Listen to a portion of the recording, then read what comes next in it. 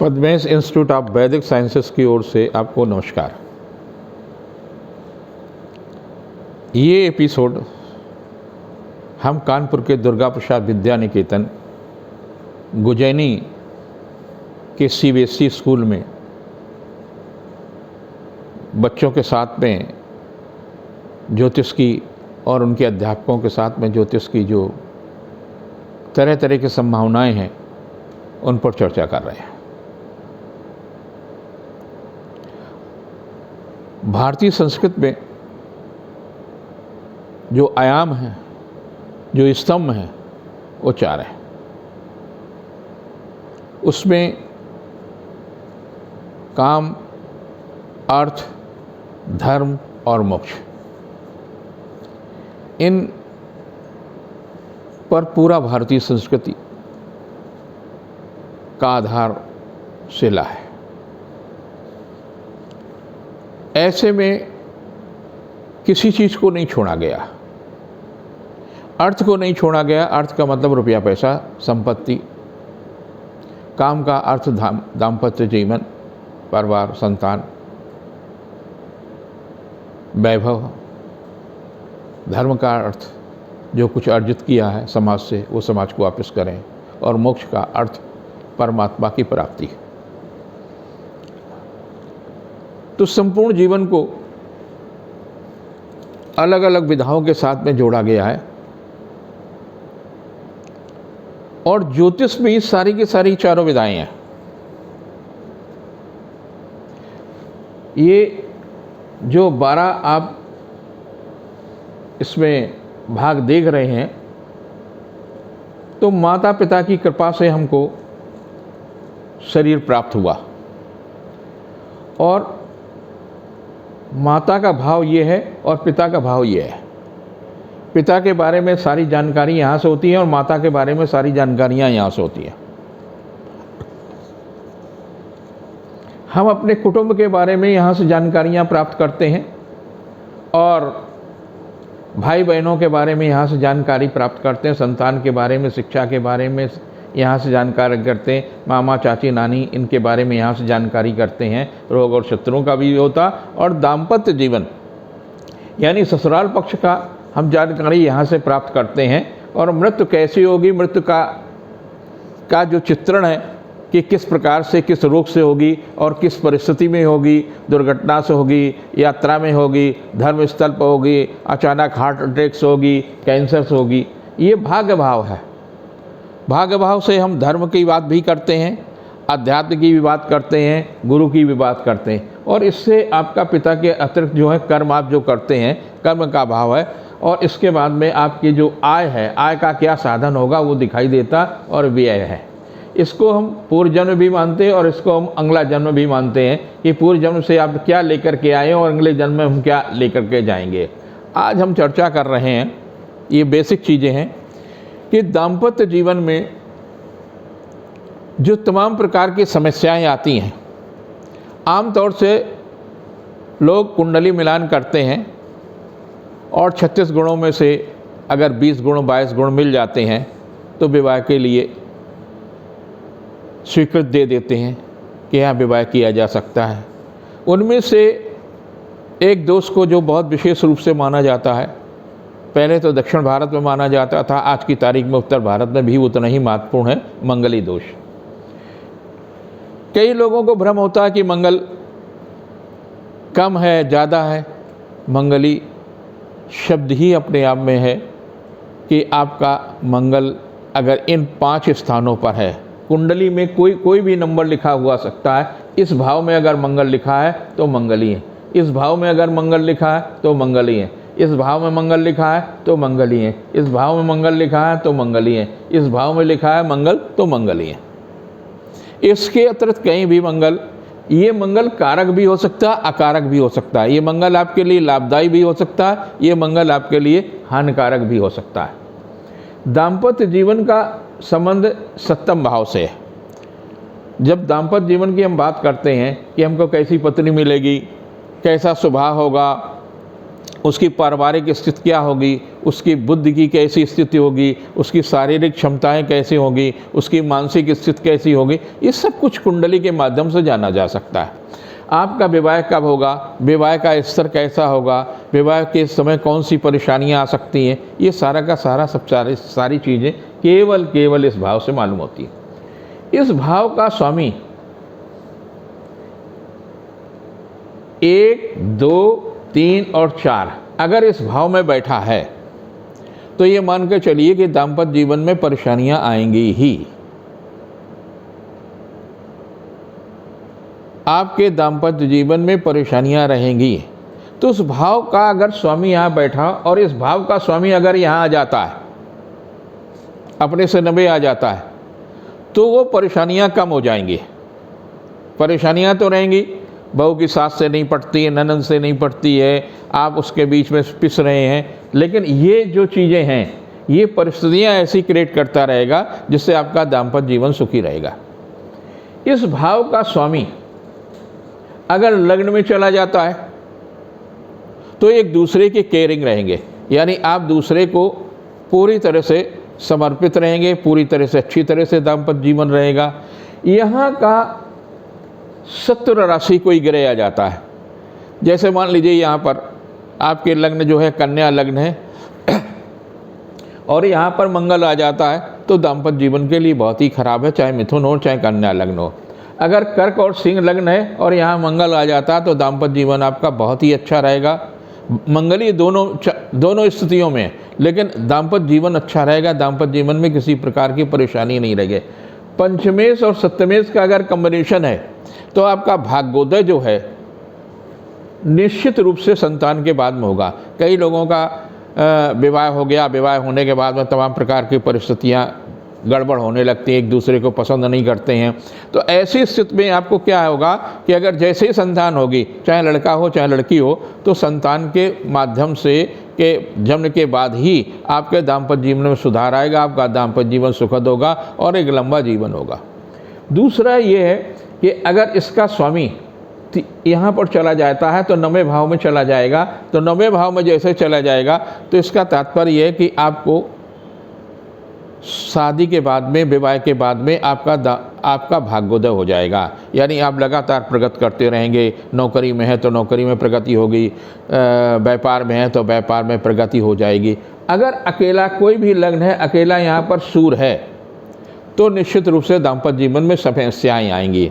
और अगर यहाँ शुक्र और राहु है, अकेला है और उस पर लग्न की किसी प्रकार की कोई दृष्टि नहीं है, तो निश्चित रूप से आप मान लीजिए कि आपके दाम्पत्य जीवन में परेशानियां आएंगी।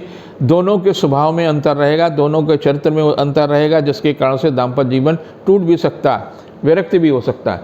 अगर यहाँ पर इन दोनों ग्रहों के बीच में राहु और केतु के मध्य में सारा इस तरफ ग्रह हैं या इस तरफ ग्रह हैं, तो आप समझ लीजिए काल सर्प के कारण से व्यवधान बहुत सारे आएंगे, तमाम प्रकार की परेशानियां आएंगी।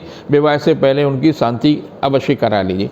ये मोटी मोटी बातें अगर आप समझ लेते हैं तो निश्चित रूप से आप अपनी कुंडली, अपने परिवार की कुंडली में ये देख लेंगे कि क्या अच्छा है क्या बुरा है, हमें इस लड़की से इस लड़के से विवाह करना है नहीं करना है। ये सामान्य रूप से हमने आप बात बताई। गुण विषय तो बहुत सारे हो जाएंगे कि कहाँ से किसका संबंध है, इसका सुख के साथ में सप्तम के साथ संबंध है तो निश्चित रूप से दाम्पत्य जीवन, फिजिकल रिलेशन जो होंगे पति पत्नी के, वो बहुत ही अच्छे होंगे। अगर इस भाव का स्वामी इस भाव में चला जाएगा तो पत्नी या पति दोनों रोगग्रस्त हो जाएंगे और उनके जीवन में हस्तक्षेप भी रहेगा, जिसके कारण से दाम्पत्य जीवन है। अगर इसका स्वामी यहाँ अष्टम चला जाएगा तो सामने वाले की जो आपका पार्टनर है उसकी मृत्यु आपसे पहले हो जाएगी। कौन सी लग्न है इस पर निर्भर होगा, किस प्रकार की दुर्घटना हो सकती। इसका स्वामी अगर 12वें चला जाता है तो निश्चित रूप से दाम्पत्य जीवन में वैधव्य वियोग बन जाएगा। और दैवक अगर उसके साथ में राहु है तो तलाक की भी संभावना हो जाती है, अगर उसके साथ शनि है तो तलाक की संभावना हो जाती है। शुक्र और मंगल की यहाँ होती है तो प्रेम विवाह की संभावनाएं ज़्यादा बन जाती हैं और प्रेम विवाह सफल भी होता है। लेकिन अगर उसके साथ में सूर्य आ जाता है तो प्रेम विवाह तो हो जाएगा लेकिन वो बहुत दिन तक टिकेगा नहीं, उसमें दाम्पत्य जीवन में समस्याएँ आएंगी। इस प्रकार से सामान्य स्थितियाँ का हमने आपको अवलोकन कराया है। कि किस प्रकार से आपके दाम्पत्य जीवन को सुख में। अच्छा, आप मान लीजिए शादी हो गई है और शादी होने के बाद में आपको पता नहीं था क्या है क्या नहीं, तो आप एक काम करिए कि जिस तारीख का आपका विवाह हुआ है, अंग्रेजी तारीख हो, हिंदी की तारीख हो, कोई भी तारीख हो, उस तारीख पर रात में आप काले वाले उड़द नीचे बिछा लीजिए और एक वस्त्र पहन करके बैठ जाइए और चित्र लगा लीजिए। पति है तो पत्नी का, पत्नी है तो पति का, और उसके सामने एक घी का दीपक जला लीजिए और 45 मिनट तक जप करेंगे। ओम नमो देव भगवते त्रिलोचनम त्रिपुरम देवी में पति का नाम या पति है पत्नी का नाम में बसम कुरु कुरु स्वाहा। और ये 45 दिन तक अगर आप जाप कर लेते हैं बिना किसी विघ्न के, रात के समय ही जप होगा, और अगर ये कर लेते हैं तो दाम्पत्य जीवन में आपकी जो परेशानियां हैं उन परेशानियों से मुक्ति मिलेगी। इसके अलावा आप तेजस कवच का भी प्रयोग कर सकते हैं। तेजस कवच होता है जो आपका पुरोहित बना सकता है, थोड़ा सा महंगा बनता है। उस कवच को आप धारण करते हैं तो एक दूसरे के प्रति आकर्षण बढ़ेगा, और वो आकर्षण इतना होगा, ओंठ के प्रति आकर्षण हो सकता है, थोक के प्रति आकर्षण हो सकता है, वाणी के प्रति आकर्षण हो सकता है, किसी चीज़ के प्रति आकर्षण होगा, और उस आकर्षण के कारण से एक दूसरे से आप भिलग नहीं हो सकते हैं। स्वभाव में अंतर है, स्वास्थ्य में अंतर है, तमाम प्रकार की परेशानियों के बावजूद भी ये तमाम प्रकार की समस्याओं का समाधान हो सकता है। इस दाम्पत्य जीवन के लिए सबसे अच्छा देवी और देवताओं में से भगवान शिव और पार्वती का है। पार्वती को हम गौरा के रूप में उनका पूजन करते हैं। हिंदुओं में कोई भी कार्य होता है तो स्वयं गौरा जी की पूजा करते हैं, शिव जी की पूजा करते हैं। अच्छे दाम्पत्य जीवन को आपको गौरा और शिव जी की उपासना करना चाहिए। कैसे करें? गौरा को 16 श्रृंगार की वस्तुएं आपको अर्पित करने होंगी 16 दिन, और 28 दिन भगवान शिव का अभिषेक करना पड़ेगा। भगवान शिव के शिवलिंग को आप नमः शिवाय बोलेंगे, ओम हटा देंगे। ओम में आपका समस्त सृष्टि का कल्याण है, और कल्याण आपको यहाँ केवल दाम्पत्य जीवन में अपना करना है। सृष्टि का कल्याण करने के लिए आप अलग से साधना करेंगे। तो नमः शिवाय का जप करेंगे। भगवान शिव को का जो शिवलिंग है वो पार्वती के गर्भ पर रखा हुआ है, तो उस पर पूजन करेंगे। उसमें सबसे पहले जल चढ़ाएंगे 4 बार। 4 बार ही जल क्यों चढ़ाएंगे? काम, अर्थ, धर्म और मोक्ष की प्राप्ति, ताकि हमारा दाम्पत्य जीवन भी सुरक्षित रहे, आर्थिक मामलों में भी सुरक्षित रहे, और धर्म के प्रति भी रुचि रखे, और भगवान की भी प्राप्ति हो। तो 4 बार हम जल चढ़ाते हैं नमः शिवाय करके। उसके बाद में इस साधारण तरीके से बता रहे हैं ताकि आप हर व्यक्ति कर सके। उसके बाद में कच्चा दूध से, गाय का दूध अगर काली गाय का दूध है तो ज़्यादा अच्छा है, कच्चे दूध से हम उनका अभिषेक करते हैं। फिर 4 बार जल चढ़ाते हैं। फिर हम दही से अभिषेक करते हैं। फिर 4 बार जल चढ़ाते हैं। फिर हम शहद से करते हैं। फिर हम 4 बार जल चढ़ाते हैं।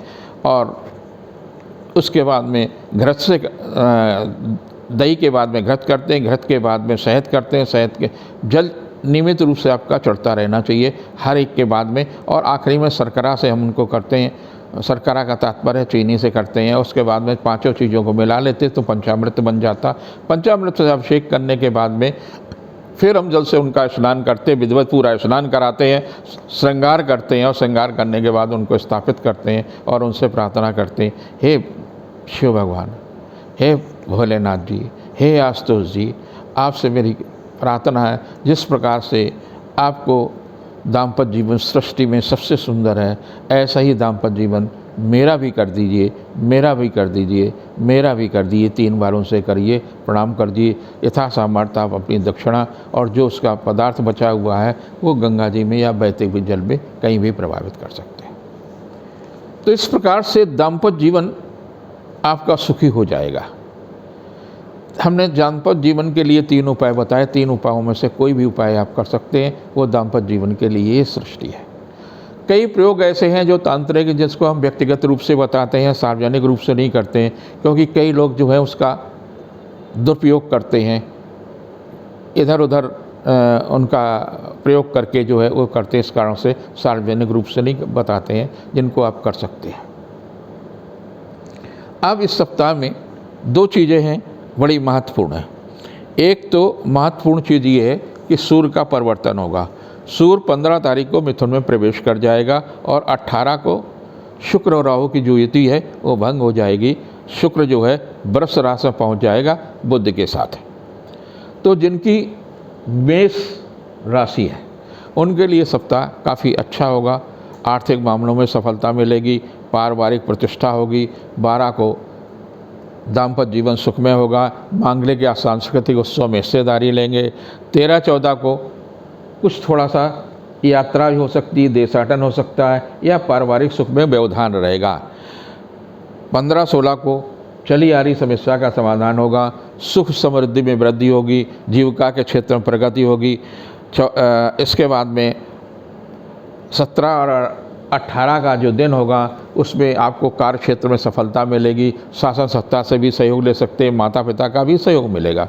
जिनकी वृष राशि है, आपकी राशि पर शुक्र आ जाएगा, तो चली आ रही समस्या का समाधान होगा, स्वास्थ्य में भी समाधान होगा। और बुध और शुक्र की जो युति होगी वो आपके लिए बहुत ही महत्वपूर्ण होगी। राहु और शुक्र की जो युति थी उसने आपको कुछ न कुछ ऐसे स्वास्थ्य में संबंधित रोग दे दिए। आपके लिए पेट से संबंधित रोग दे सकता है, किडनी से संबंधित रोग से दे सकता है, थायराइड बढ़ा सकता है, गोपनीय जो रोग हैं उन रोगों में वृद्धि कर सकता है। तो उन रोगों पर नियंत्रण होगा जाएगा। 12 आपके लिए काफ़ी महत्वपूर्ण तिथि होगी, लेकिन थोड़ा सा मन अशांत होगा, व्यर्थ की उलझनें रहेंगी, स्वास्थ्य के प्रति सचेत रहने की आवश्यकता है। 13-14 को आर्थिक मामलों में सफलता मिलेगी, दाम्पत्य जीवन सुखमय होगा, पारिवारिक या मांगलिक उत्सव में हिस्सेदारी रहेगी। 15-16 को थोड़ा सा यात्रा देशाटन की स्थितियां आ सकती हैं और कुछ व्यवसायिक ऐसी परेशानी आ सकती जो हित में न हो। लेकिन 17 और 18 काफ़ी लाभदायी होगी, सुखद समाचार मिलेगा, व्यवसायिक मामलों में प्रगति होगी। जिनकी राशि मिथुन है, आपकी राशि पर सूर्य का प्रवेश होगा। सूर्य के प्रवेश होने से आत्मविश्वास में वृद्धि होगी, पारिवारिक प्रतिष्ठा बढ़ेगी, यश और कीर्ति में वृद्धि होगी, शासन सत्ता का भी सहयोग मिलेगा, जीविका के क्षेत्र में प्रगति होगी। 12 को संतान के दायित्व की पूर्ति होगी, बुद्धि कौशल से किया गया कार्य सफल होगा। 13-14 तनावपूर्ण तिथि हो सकती है, स्वास्थ्य के प्रति सचेत रहने की आवश्यकता है। नाते रिश्तेदारों से, परिवारजनों से तनाव मिल सकता है। लेकिन 15-16 को दाम्पत्य जीवन, व्यावसायिक मामलों में सफलता मिलेगी। 17-18 को देशाटन यात्रा हो सकती है, या स्थानांतरण या विभागीय परिवर्तन हो सकता है। जिनकी कर्क राशि है उनके लिए अच्छी बात ये होगी कि वृष राशि में शुक्र का प्रवेश होगा, जिससे चली आ रहे तनाव, कुछ पारिवारिक कुछ व्यावसायिक तनाव मिल रहे हैं, उनसे ठीक होगा। लेकिन सूर्य का परिवर्तन आपके लिए हितकर नहीं होगा। उससे कहीं न कहीं आप ऐसी गलती करेंगे जिसके कारण से व्यावसायिक तनाव मिल सकता है, कुछ पारिवारिक समस्याएं आ सकती हैं, मन अशांत हो सकता है, मैत्री संबंधों में तनाव आ सकता है। 12 को खास तौर से विशेष रूप से सचेत रहने की आवश्यकता है। 13-14 को संतान के दायित्व की पूर्ति होगी, शिक्षा प्रतियोगिता में भी सफलता मिलेगी, व्यावसायिक प्रतिष्ठा बढ़ेगी। 15-16 तनावपूर्ण तिथियाँ हैं, व्यर्थ की उलझनें होंगी। और 17-18 को यात्रा देशाटन, मैत्री संबंधों में प्रगाढ़ता, व्यावसायिक लाभ मिल सकता। जिनकी सिंह राशि है उनके लिए सप्ताह काफ़ी अच्छा होगा, क्योंकि सूर्य का परिवर्तन एकादश भाव में होगा। जो चली आ रही बाधाएं दूर होंगी, स्थानांतरण हो सकता है, विभागीय परिवर्तन हो सकता है, उच्च पद हो सकता है, व्यावसायिक सफलता मिलेगी। और 12 को जो है किया गया पुरुषार्थ सार्थक होगा, धन यश कीर्ति में वृद्धि होगी, दूसरों से सहयोग लेने में सफलता होगा। 13-14 को किसी पारिवारिक सदस्य के कारण से तनाव मिल सकता है, व्यर्थ की उलझनें होंगी, कुछ पारिवारिक उलझनें मिल सकती। 15-16 को बुद्धि कौशल से किया गया कार्य सफल होगा, जीविका के क्षेत्र में प्रगति होगी, शासन सत्ता का सहयोग मिलेगा। और 17-18 को आर्थिक मामलों में सफलता मिलेगी, लेकिन स्वास्थ्य के प्रति सचेत रहने की आवश्यकता है।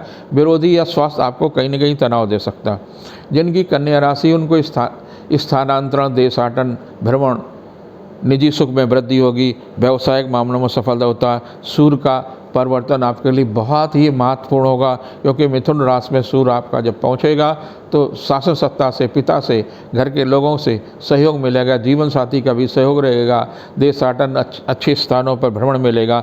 12 को पारिवारिक सुख में वृद्धि होगी, आर्थिक मामलों में सफलता होगी, उपहार या सम्मान में लाभ मिलेगा। 13-14 को भाई बहनों का सहयोग मिल सकता है, किया गया पुरुषार्थ सार्थक होगा। 15-16 आर्थिक मामलों में प्रगति होगी, जीविका के क्षेत्र में प्रगति होगी। और 17-18 को कोई सुखद समाचार मिलेगा, जीविका के क्षेत्र में भी हो सकता है, व्यावसायिक मामलों में हो सकता है, यश और कीर्ति में हो सकती है। जिनकी तुला राशि है उनके लिए काफ़ी महत्वपूर्ण होगा, क्योंकि तुला का स्वामी शुक्र है, और शुक्र जो है का राहु के साथ में जो रिश्ता था वो भंग हो रहा है, जिसके कारण से जो चली आ रही परेशानियां, एक मन में भय, एक मन में जो तनाव है वो समाप्त होगा। और ये शुक्र जो है कहीं न कहीं आपके लिए लाभदायी होगा, विरोधी परास्त होंगे, रोगों से मुक्ति मिलेगी, भाई बहनों का सहयोग मिलेगा। 12 को आर्थिक मामलों में सफलता मिलेगी, जीविका के क्षेत्र में प्रगति होगी, दाम्पत्य जीवन सुख में होगा। 13-14 को आर्थिक मामलों में लाभ मिलेगा, शिक्षा प्रतियोगिता के क्षेत्र में सफलता मिलेगी। 15-16 को सुखद परिणाम मिलेगा, किया गया पुरुषार्थ सार्थक होगा। और 17-18 कुछ तनावपूर्ण तिथि हो सकती है, भाई बहन या किसी रिश्तेदार के कारण से कष्ट मिल सकता है। जिसकी राशि वृश्चिक है, आर्थिक मामलों में सफलता मिलेगा, व्यवसायिक मामलों में भी प्रगति होगी, दाम्पत्य जीवन के लिए भी अच्छा, मांगलिक या सांस्कृतिक उत्सव में हिस्सेदारी रहेंगी। लेकिन 12 आपके लिए कष्टदायी हो सकता है, सावधानी रखने की आवश्यकता है, कोई अप्रिय समाचार मिल सकता है। वहीं आपके लिए 13-14 सुखद होंगे, व्यवसायिक सफलता मिलेगी, यश कीर्ति में प्रगति होगी, शासन सत्ता का सहयोग रहेगा। 15-16 को आर्थिक पक्ष मजबूत होगा, व्यवसायिक लाभ मिलेगा।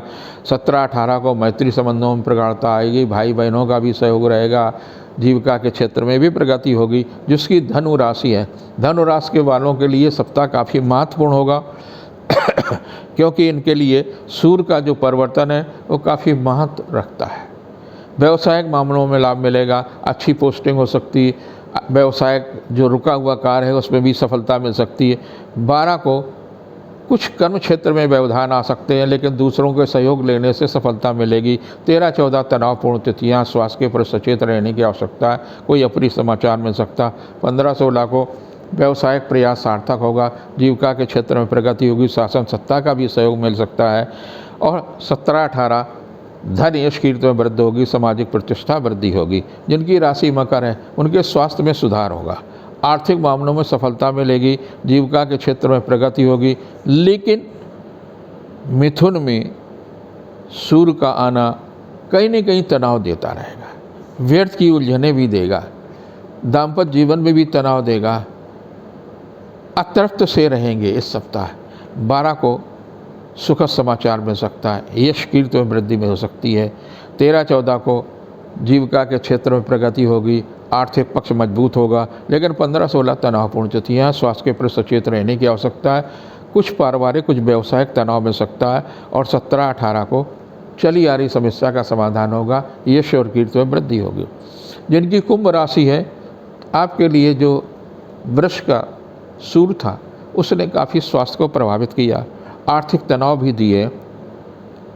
अब मिथुन में आएगा, तो जब मिथुन में आएगा तो बुद्धि कौशल से आपके पास धन भी आएगा, यश कीर्ति में वृद्धि आएगी और आर्थिक मामलों में सुधार भी होगा, व्यवसायिक प्रतिष्ठा बढ़ेगी, यश और कीर्ति में वृद्धि होगी। 12 को मैत्री संबंधों में प्रगाढ़ता आएगी, जीविका के क्षेत्र में चल रहा प्रयास सार्थक होगा।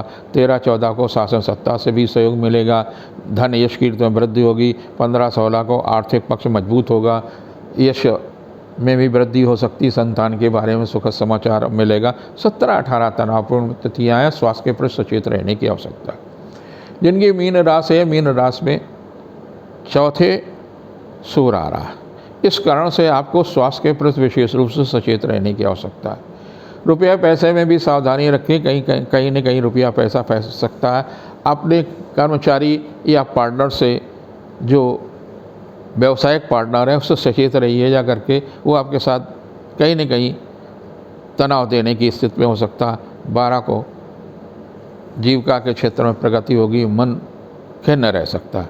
13-14 को आर्थिक पक्ष मजबूत होगा, पिता या घर के मुखिया का सहयोग मिलेगा। 15-16 जीविका के क्षेत्र में प्रगति है, उपहार या सम्मान में लाभ मिलेगा, लेकिन पार्टनर से सावधान रहने की आवश्यकता है। व्यवसायिक मामलों में जोखिम न उठाएं। रुपया पैसे के लेन देन में सावधानी रखें। 17-18 प्रगतिशील तिथियाँ हैं। यश और कीर्ति में वृद्धि होगी। शासन सत्ता का सहयोग मिलेगा। आप सबका दाम्पत्य जीवन सुख में हो, ये मेरी कामना है। और जो शुक्र और राहु की युति थी वो भंग हो गई। आपके जीवन में सुखद ही सुखद काम, अर्थ, धर्म और मोक्ष की प्राप्ति हो।